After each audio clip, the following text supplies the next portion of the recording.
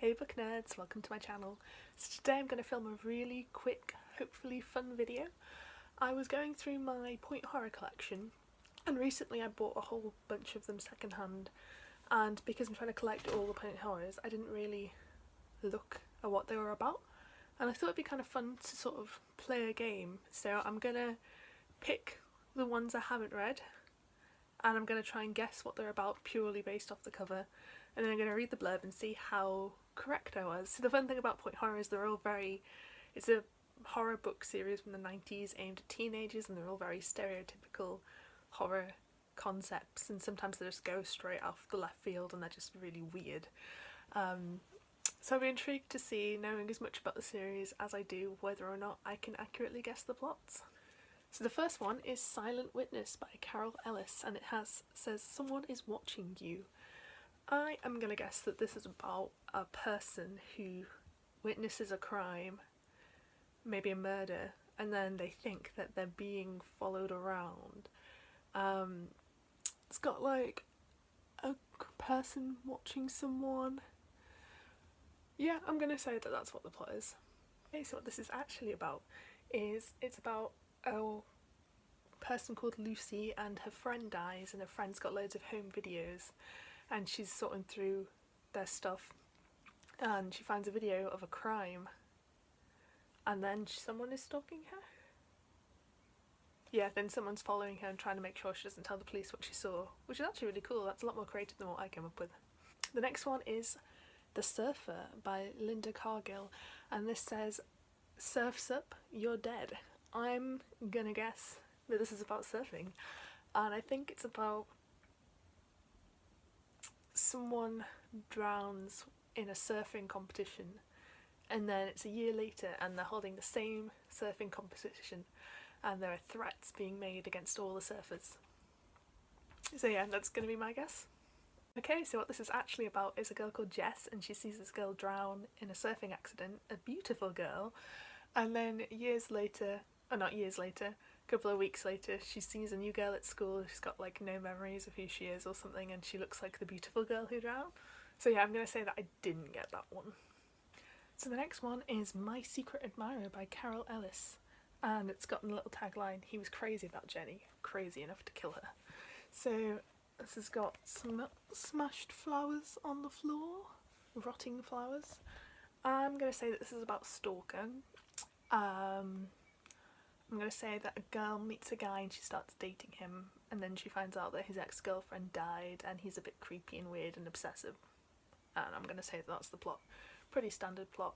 Usually Point Horrors stick to the standard plots. Okay, so this is about Jenny, and she moves into a new house, which is of course in abandoned mountains, and she starts getting phone calls and flowers from a secret admirer, but on the mountains there was an accident and there's also someone following her, and it says, does she know too much about what really happened at the accident? So I'm going to say that's kind of close enough to what I said, because I think that the secret admirer and the person following her are obviously the same person, and they're obviously a guy who was obsessed with the girl who had an accident and he probably killed her.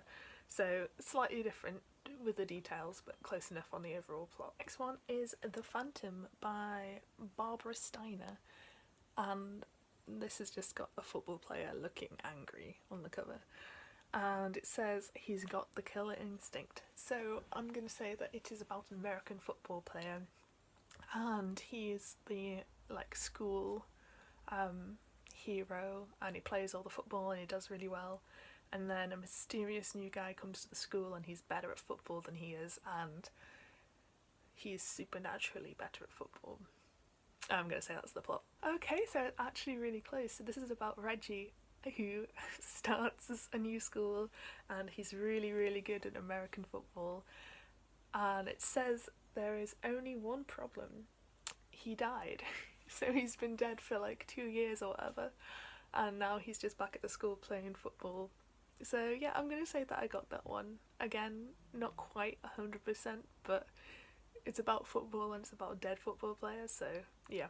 The next one, you might not be able to see very well because it's super shiny, but it is Beach Party by R.L. Stine. It's just got an umbrella on a beach. That's all that cover is. and I'm going to say that this is about, since it's R.L. Stine, it's going to be about specifically 4 teenagers who go to a beach and they have a party, and there's going to be a creepy new kid who tries to talk to them, and the creepy new kid is going to be a killer. Yeah, I've basically just stolen the plot from the other point horror written by R.L. Stine about the beach, but it's probably got the same plot. Okay, so actually right, it is specifically about 4 teenagers, and it's about 2 girls who go to stay in this beach apartment, and they meet 2 great guys, and then someone else is stopping them, like doing creepy things to try and keep them away from the guys. So I'm just happy because clearly I know way too much about how R.L. Stine writes point horror. The next one is The Fever by Diane Ho, and this says, try to stay cool because fever kills. I'm gonna say this has got a surgeon looking very horrified / angry, and I'm gonna say that it is about, I'm gonna say it's about a group of teenagers on a holiday. Actually no, I'm gonna say it's about a girl who has started working volunteer work at a hospital, and there's some weird patients and some weird surgeons, and there's like a disease thing going on.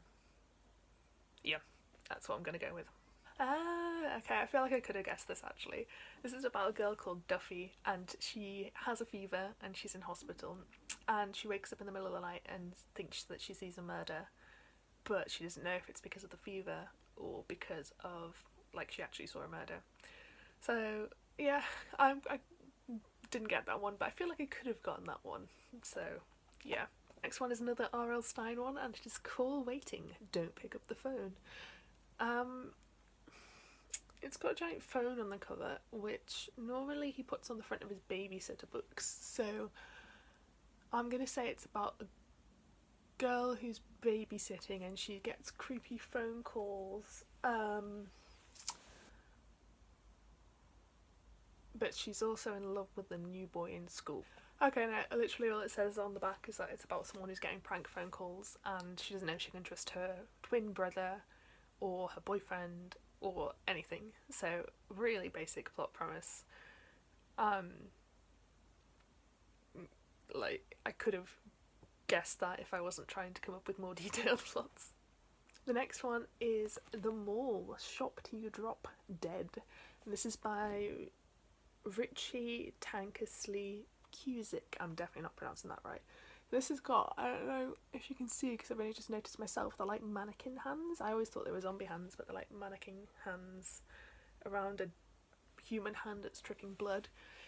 So I'm going to say this is ripping off Doctor Who, and it's about a girl who's just started working in a department store, and weird things are going on, and she basically thinks the mannequins are coming to life, but she doesn't know if someone's messing with her. She's gonna have a co-worker who's a prankster. This is about a girl who's working at a mall, and she has a creepy customer come in, and then she starts getting weird phone calls, which you can actually just block those numbers super easy if you work for a business, but we'll just ignore that. Point horror books aren't based off logic. But I will say it just says, the last lines are, and what is the mall's terrible secret? But if Trish finds out, will she have to stay there forever? Which, imagine being stuck at work for the rest of your life. That would just be awful.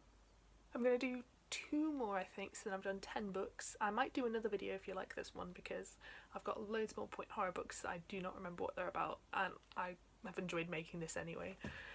The next one is Night School, A Lesson in Terror by Caroline B. Cooney. It's got a weird person trapped in a cube. So, I'm going to say that this is about someone who is working as a janitor in a night school, and then the people are arriving, and when they leave night school they've lost their personalities, and it's like a weird brainwashy thing going on. Oh, and they're being followed by someone, because they're always being followed by someone. Oh my god.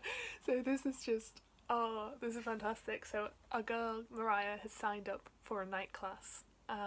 She doesn't know the subject, she just felt psychically compelled to sign up to this class. And there's 3 other students, and it says that it's lessons in fear. And then it says, there's no easy way to make the grade. in terror, which I'm just picturing Scarecrow from Batman teaching lessons, and I bet that's basically what this book is. So yeah, I was completely wrong, but also this sounds amazing, and I'm probably going to read this, one of the first ones that I read. And finally, we have The Boy Next Door. He's Too Close for Comfort, and this is by Sinclair Smith. So Sinclair Smith tends to write more romantic based ones, and I think that this is going to be about a girl who lives in a house and a boy moves in next door. Apparently his house has got stained glass windows because maybe he's moved into a church. Anyway, he's going to seem really cool and really attractive at first, and then he's going to get creepier, and she's wondering what his secret is. Yeah, let's go with that. Oh my god, sorry, these descriptions are just... oh my god. So this is about a girl called Randy, and she has been left alone in a house, and then a boy moves next door, and then I just literally have to read what it says. So, Randy says she'll be fine, and she is, until Julian moves in next door. Now, being alone is the least of her worries. Randy has many new friends these days. Fear is her constant companion, while dread lurks outside, demanding to be let in. And thanks to Julian, it seems that horror is to be a permanent house guest. I don't even know what that's about. Basically, I was right, but... oh... So yeah, I hope you enjoyed this video. I had an absolute blast making it. If you did, please give me a thumbs up, it helps me out massively. Do let me know if you want to see another video like this. I am planned to do one not on point horror with random books on my TBR, but I would quite like to do another point horror one because, like I said, I still have a lot of them, and I just find it really fun reading about what they're actually about. So yeah, thank you so much for watching, and I hope to see you next time.